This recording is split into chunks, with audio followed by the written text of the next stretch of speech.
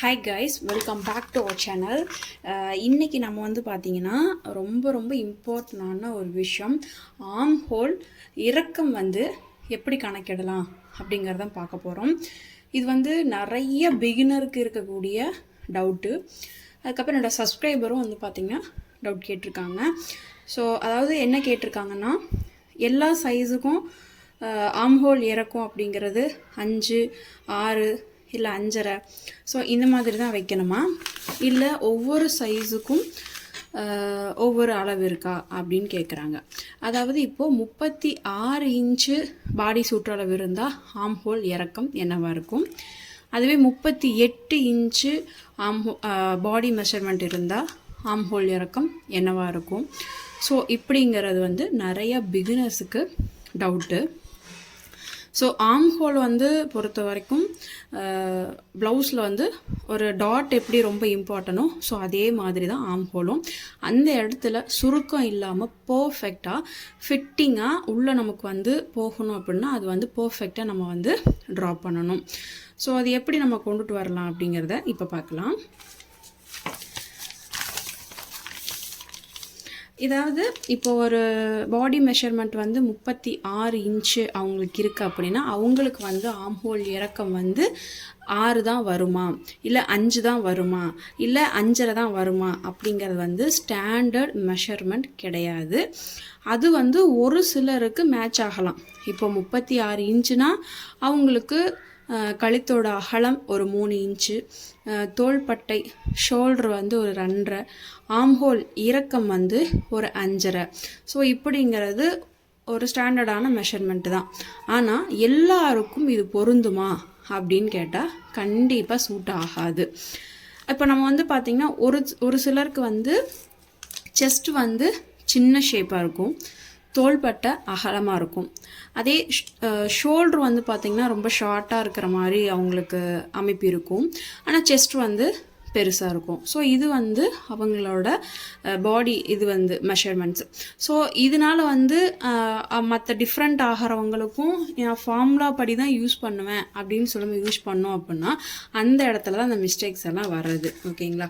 ஆக்சுவலாக ஃபார்முலா என்ன அப்படின்னா, ஆர்ம் ஹோலோட இறக்கம் கண்டுபிடிக்கிறதுக்கு ஃபார்முலா உங்களுக்கு வந்து பார்த்திங்கன்னா பாடி மெஷர்மெண்ட் வந்து வேணும். அதாவது நம்ம அந்த அண்டர் ஆர்ம் சைடில் எடுப்போம் பார்த்தீங்களா, ஸோ அந்த பாடி மெஷர்மெண்ட் நமக்கு வேணும். பாடி measurement, chest round, Appar chest, இந்த மாதிரி எல்லாமே சொல்லுவோம். இப்போது என்னோட பாடி மெஷர்மெண்ட்டு 2 அளவு ரொம்ப இம்பார்ட்டண்டாக வேணுங்க.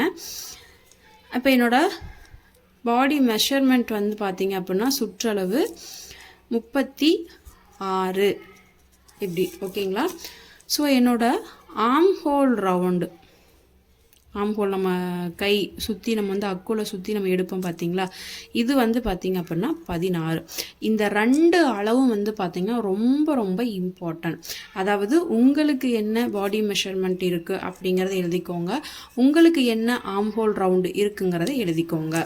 ஸோ இப்போது என்னோட பாடி மெஷர்மெண்ட்டுக்கு, அதாவது 36 பாடி சுற்றளவு இருக்கவங்களுக்கு ஆர்ம் ஹோல் ஹைட் வந்து காமனாக 5.5 தான் வருமா, இல்லை 6 தான் வருமா, இல்லை 6.5 தான் வருமா அப்படின்னு சொல்லி நம்ம ஸ்டாண்டர்டாக எதுவுமே சொல்ல முடியாது. இப்போது ஆர்ம் ஹோல் இறக்கம் கண்டுபிடிக்கிறதுக்கு ஃபார்முலா என்ன அப்படின்னா,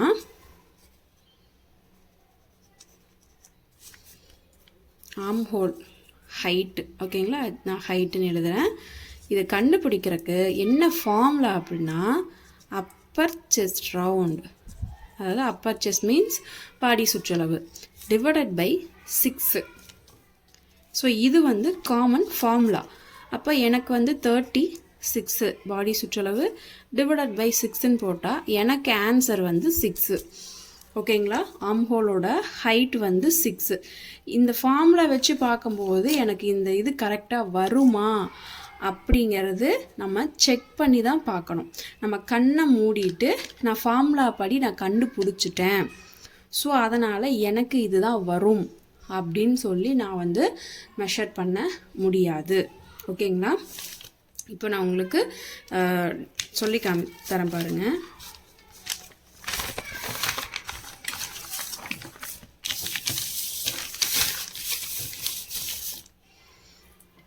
இப்போது நான் வந்து ஜஸ்ட் உங்களுக்கு வரைஞ்சி காமிக்கிறேன். நெக்கு 3 inches வைக்கிறேன். அதுக்கு முன்னாடி ஒரு 1/4 inch வந்து தையலுக்கு. ஸோ இந்த மாதிரி நெக்கு கண்டுபிடிக்கிறதுக்கு ஒரு விஷயங்கள் இருக்குது. அது மாதிரி ஷோல்டர் கண்டுபிடிக்கிறதுக்கும் ஃபார்முலாஸ் இருக்குது. ஸோ எல்லாத்துக்குமே ஃபார்முலாஸ் இருக்குது. பட் ஆனால் எல்லாருக்கும் அந்த ஃபார்முலா சூட் ஆகுமா அப்படின்னு கேட்டிங்கன்னா ஒரு சின்ன கொஷின் மார்க் கண்டிப்பாக வரும். ஏன்னா நம்ம ஃபார்முலா படியே வந்து பார்த்திங்கன்னா கரெக்டாக எல்லா பீப்புள்ஸும் வந்து ஒரே சைஸில் இருக்க மாட்டாங்க இல்லையா. ஸோ அவங்களுக்கு ஏற்ற மாதிரி அளவுகள் வந்து மாறும். நான் சொன்ன மாதிரி ஒருத்தவங்க ஹைட்டாக இருப்பாங்க, செஸ்ட் நல்லா பெருசாக இருக்கும். ஒருத்தவங்க ஷார்ட்டாக இருப்பாங்க, ஆனால் செஸ்ட் வந்து சின்னதாக இருக்கும். ஸோ இந்த மாதிரியெல்லாம் நிறைய விஷயங்கள் இருக்குது. ஸோ அதனால் நம்ம வந்து ஃபார்முலாவையும் செக் பண்ணணும். அதே சமயம் தியரியை ஒர்க் அவுட் பண்ணி பார்த்து தான் நமக்கு எது சரியான அளவு அப்படிங்கிறத கண்டுபிடிக்கணும். இப்போ எப்படி கண்டுபிடிக்கலாம் அப்படிங்கிறத பார்க்கலாம். இப்போ நான் ஷோல்டர் வந்து ஒரு 2 inch எடுத்துக்கிறேன். தையலுக்கு ஒரு 1/4 inch விட்டுக்கிறேன். ஓகேவா. ஜஸ்ட் நான் இது வந்து உங்களுக்கு சொல்லி காமிக்கிறதுக்கு தான். இதில் வந்து நெக்லைன் மார்க் பண்ணிக்கிறேன். இது வந்து தையலுக்கு. ஓகேங்களா. ஸோ தையலுக்கு இதில் மார்க் பண்ணியிருக்கேன்.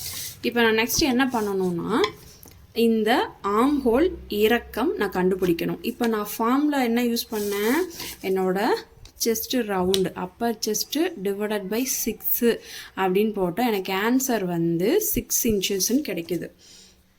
ஓகேவா. ஸோ அந்த 6 inches நான் வந்து இதில் மார்க் பண்ணிக்கிறேன்.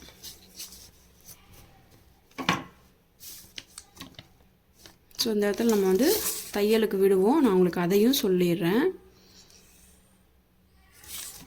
ஏன்னா பிகினர்ஸுக்கு நிறைய டவுட்ஸ் இருக்குது. இப்போது நான் வந்து பார்த்தோன்னா இதில் 6 inch மார்க் பண்ணிக்கிறேன். ஓகேவா. ஸோ நான் ஃபார்முலா படி இப்போ போகிறேன். ஓகேவா. ஸோ இந்த ஃபார்முலா எனக்கு கரெக்டாக வருதா இல்லையா அப்படிங்கிறத செக் பண்ணும். அவ்வளோதான். ஸோ இப்போது எல் ஷேப் வரைஞ்சாச்சு. இது வந்து தையலுக்கு விட்டுருக்க அளவில் தான் நம்ம வந்து வரைஞ்சிருக்கோம். இந்த இடத்துல நம்ம வந்து பார்த்திங்கன்னா இந்த கர்வ் லைன் வந்து வரைவோம். ஸ்கேல் வச்சு வரையலாம், இல்லை நம்ம வந்து ஃப்ரீ ஹேண்ட் ட்ராயிலே பண்ணிக்கலாம். இப்போது இந்த ஹைட்டு கரெக்டாக, இந்த கர்வ் லைன் கரெக்டாக அப்படிங்கிறது எப்படி செக் பண்ணலான்னா, எனக்கு பாடி சுற்றளவு இருக்கு இல்லையா 36.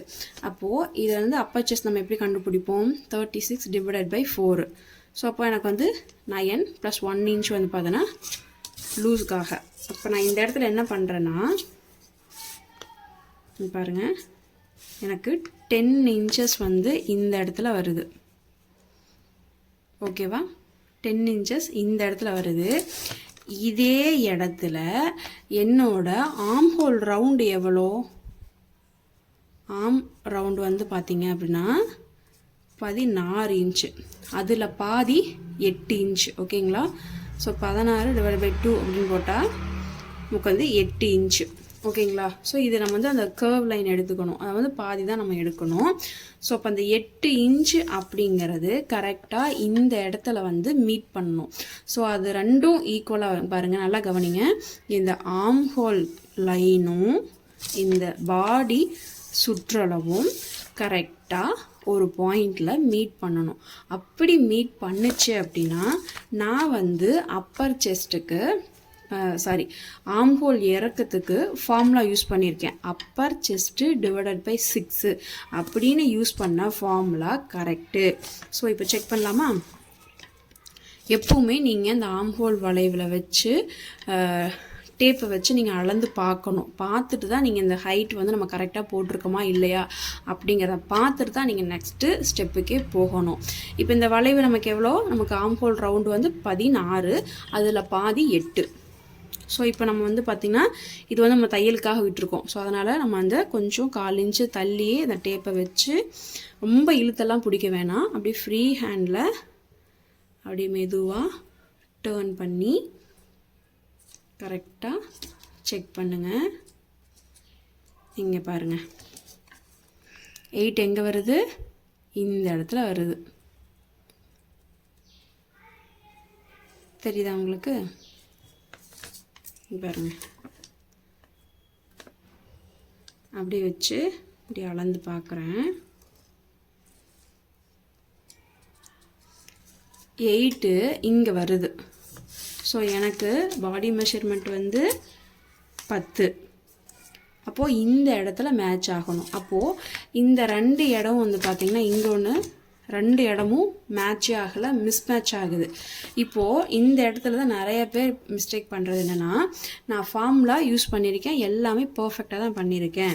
ஷோல்டருக்கு ஃபார்முலா யூஸ் பண்ணியிருக்கேன், நெக்குக்கு ஃபார்முலா யூஸ் பண்ணியிருக்கேன், அது மாதிரி ஆம் ஹோல் இறக்கத்துக்கு ஃபார்முலா யூஸ் பண்ணி கண்டுபிடிச்சிருக்கேன், நான் பர்ஃபெக்டாக தான் எல்லாம் பண்ணியிருக்கேன் அப்படின்னு நினச்சிட்டு நீங்கள் கட் பண்ணி ஸ்டிச் பண்ணி எல்லா ஃபினிஷிங் ஒர்க்கு முடிச்சதுக்கப்புறம் லாஸ்ட்டாக ஜாயின் பண்ணும்போது பார்த்தீங்கன்னா உங்களோட ஸ்லீவ் இந்த இடம் ஜாயிண்ட் ஆகும் இல்லையா, ஸ்லீவ் நம்ம இடத்துல ஜாயின் பண்ணுவோம் இல்லையா, அந்த ஸ்லீவ் ஜாயின் பண்ணுற இடமும் இந்த பாடி சுற்றளவும் கரெக்டாக மேட்சே ஆகாது. இப்போ பாருங்கள், உங்கள் ப்ளவுஸ்லேயே காமிக்கிறேன். நான் எந்த இடத்த சொல்கிறேன்னா இந்த இடத்த சொல்கிறேன். உங்களுக்கு நமக்கு இந்த இதுலேருந்து வரும், இந்த எடுக்கக்கூடிய இந்த பாடி சுற்றளவும் இந்த வரக்கூடிய இந்த ஸ்லீவ் லைனும் கரெக்டாக இந்த 2 இடமும் இந்த இடத்துல மீட் பண்ணணும். அப்போ தான் நமக்கு வந்து பர்ஃபெக்டாக வரும் சைட் ஜாயிண்டிங். அப்படி நமக்கு வராமல் ஸ்லீவ் ஜாயின் ஒரு இடத்துலையும் பாருங்கள்,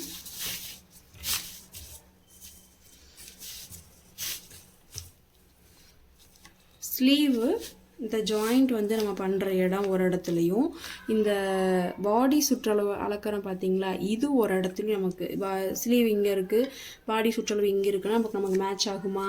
ஸோ இப்போ நீங்கள் பிகினர்ஸாக இருந்தீங்கன்னா என்ன பண்ணுவீங்க, தெரியாமல் அவங்களுக்கு வந்து பார்த்திங்கன்னா கையோட ஓப்பன் ரவுண்டு இங்கே இருக்கிற மாதிரி இருக்கும். நீங்கள் இங்கேருந்து இப்படி ஒரு கோடு போட்டு, அது எதனால் வந்திருக்கு அப்படிங்கிற ரீசனே உங்களுக்கு தெரியாது, இங்கேருந்து இப்படி ஒரு கோடு போட்டு இங்கே வந்துடுவீங்க, அப்புறம் மறுபடியும் இங்கே கொண்டு வருவீங்க. ஸோ அதை அப்படியே கொஞ்சம் அப்படி லைட்டாக ஷேப்பாக. ஸோ இந்த மாதிரி நிறையா விஷயங்கள் வந்து பார்த்திங்கன்னா பிகினர்ஸ் பண்ணுவாங்க. நானும் இந்த மாதிரி ஸ்டேஜெலாம் தாண்டி தான் வந்திருக்கேன். ஸோ டைலரிங் ஃபீல்டை பொறுத்த வரைக்கும் எக்ஸ்பீரியன்ஸ் மட்டும்தான் நமக்கு வந்து கை கொடுக்கும். ஓகேங்களா? ஸோ ப்ராப்பராக நீங்கள் ப்ராக்டிஸ் பண்ணணும், கற்றுக்கணும். ஸோ இந்த மாதிரி விஷயங்கள் எல்லாமே இருக்குது. ஓகேவா? ஸோ அப்போது நம்ம ஃபார்முலா யூஸ் பண்ணி கண்டுபிடிச்ச ஹைட்டு, ஆம் ஹோல் ஹைட் வந்து பார்த்திங்கன்னா தப்பு. ஸோ இப்போ எப்படி நம்ம கண்டுபிடிக்கணும்? இந்த பாடி சுற்றளவும் இந்த ஸ்லீவோட சுற்றளவும் கரெக்டாக ஒரு இடத்துல மேட்ச் ஆகணும். அப்போ நான் என்ன பண்ணணும், இந்த இடத்துல இந்த ஆம் ஹோல் லைன் வந்து கம்மியாக வந்திருக்கு இந்த இடத்துல. ஓகேவா? ஸோ அப்போ நான் என்ன பண்ணுறேன், இந்த ஆம் ஹோலோட ஹைட்டை வந்து பார்த்திங்கன்னா குறைச்சி வைக்கிறேன். குறைச்சி வச்சு இதே மாதிரி நம்ம வந்து பார்த்திங்கன்னா வளைவு கொடுத்து அதுக்கப்புறம் நம்ம வந்து கரெக்டாக வருதா அப்படிங்கிறத செக் பண்ணி பார்க்கலாம். இப்போ நான் என்ன பண்ணுறேன்னா ஆம் ஹோல் ஹைட்டை வந்து இறக்கி வச்சு பார்க்குறேன். ஸோ நெக்கு அளவு இது எல்லாமே அதே தான். இப்போ இந்த ஆம் ஹோல் ஹைட்டு இப்போ நான் உங்களுக்கு டிஃப்ரெண்ட் காமிக்கணுங்கிறக்காக ரெட் பென் யூஸ் பண்ணுறேன். இப்போ நான் என்ன பண்ணுறேன்னா 6 வச்சுருந்தோம் இல்லையா, இப்போ நம்ம வந்து ஒரு 5.5 வைக்கலாம். ஓகேவா? ரெடி அளவு 5.5 வச்சுக்கிறேன்.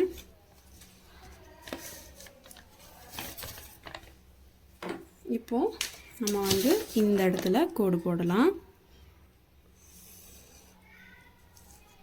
நம்ம தையலுக்கு 1/4 இன்ச்சு.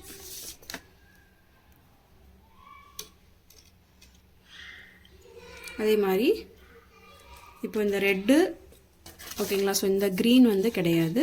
இப்போ இந்த ரெட்டை கான்சன்ட்ரேட் பண்ணிக்கோங்க. இங்கேருந்து ஒரு 1.25 இன்ச்சு இல்லைன்னா இந்த விரலில் நம்ம இது வரைக்கும் வச்சிங்கனாவே நமக்கு சரியாக தான் இருக்கும். நான் அளந்தும் காமிச்சிட்றேன் பாருங்கள், கரெக்டாக 1.25 அளவு இருக்குது. ஸோ இதை வச்சு ஒரு ஆம் ஹோல் லைன் மாதிரி ட்ரா பண்ணிக்கிறேன். ஸோ இப்போது இந்த இடத்துல நமக்கு ஆம் ஹோல் பாடி மெஷர்மெண்ட் எவ்வளோ வரணும், 10 இன்ச்சு வரணும். ஸோ இந்த இடம் இதே தான். இப்போ நம்ம இந்த ஆம் ஹோல் லைனை அளந்து பார்க்கும்போது எனக்கு இந்த ஆம் ஹோல் ரவுண்ட் எவ்வளோ 16, அதில் பாதி எவ்வளோ 8. ஸோ இது வருதா இல்லையா அப்படிங்கிறத இப்போது செக் பண்ணி பார்த்துடலாம். இப்போ நம்ம செக் பண்ணி பார்க்கலாம். நான் இந்த லைன் சொன்னேன், இது வந்து தையலுக்கு. இது வந்து பார்த்திங்க அப்படின்னா நமக்கு ஒரு 1/4 இன்ச் நம்ம தள்ளி ரெடி அளவு இருக்கு இல்லைங்களா, அதில் வந்து வச்சு பார்க்குறேன்.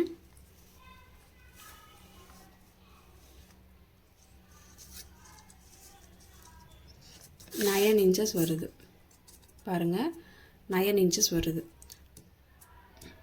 அப்போது நமக்கு வந்து பார்த்திங்கன்னா என்ன வரணும், இந்த இடத்துல நான் அளந்து பார்க்கும்போது 8 இன்ச்சஸ் தான் வரணும். ஸோ அப்போ திரும்பவும் நான் என்ன பண்ணணும், இந்த லைனை எகைன் மேலே வந்து பார்த்திங்கன்னா ஏற்றிட்டு மறுபடியும் ட்ரா பண்ணி பார்க்கலாம். இப்போ பாருங்கள், திரும்பவும் நான் வந்து இந்த லைன் வந்து ட்ரா பண்ணியிருக்கேன். ஃபர்ஸ்ட் வந்து நம்ம இந்த ரெட் கலரில் வந்து வரைஞ்சோம், அதுக்கு வந்து பார்த்திங்கன்னா அந்த தையல் அளவு வந்து கொடுத்துருந்தோம். இப்போ நான் வந்து ரெடி அளவு இந்த லைன் கொடுத்துருக்கேன். ஸோ இதுக்கு மேலே தையலுக்கும் ஒரு லைன் கொடுக்குறேன். ஓகேவா? ஸோ இதை நம்ம பேஸாக வச்சுட்டு இந்த ஆம்ஹோல் கர்வ் லைன் வந்து ட்ரா பண்ணலாம். ஆக்சுவலாக வந்து பென்சிலில் வந்து உங்களுக்கு வரைஞ்சிருக்கணும், அப்போ தான் உங்களுக்கு வந்து அழிச்சிட்டு ட்ரா பண்ணுற கிளியராக புரியும். அந்த பென்சில் டார்க்காக தெரியாது அப்படிங்கிறனால நான் உங்களுக்கு நம்ம ஸ்கெட்ச் பண்ணி எடுத்தேன். ஸோ இப்போ நம்ம வரைஞ்சிருக்கிறது ரெடி அளவு இது, தையலுக்கு இது. ஓகேங்களா? ஸோ இப்போ நம்ம வந்து அளந்து பார்ப்போம். எனக்கு வந்து 10 இன்ச்சுங்கிறது இந்த இடத்துல டச் ஆகுது. ஸோ இப்போ நான் வந்து அளந்து பார்க்குறேன்.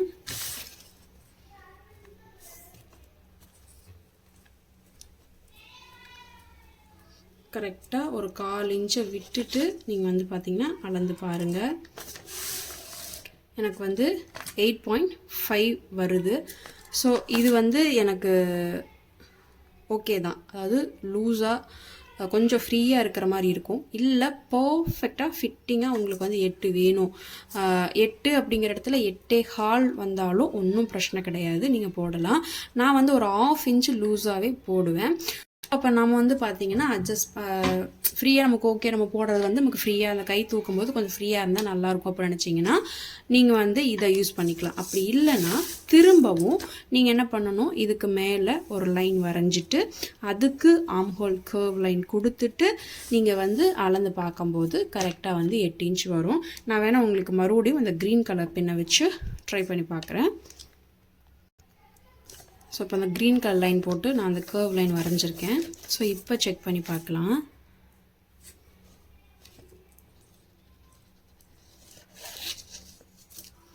பாருங்கள், 8.25 அப்படிங்கிறது கரெக்டாக வருது.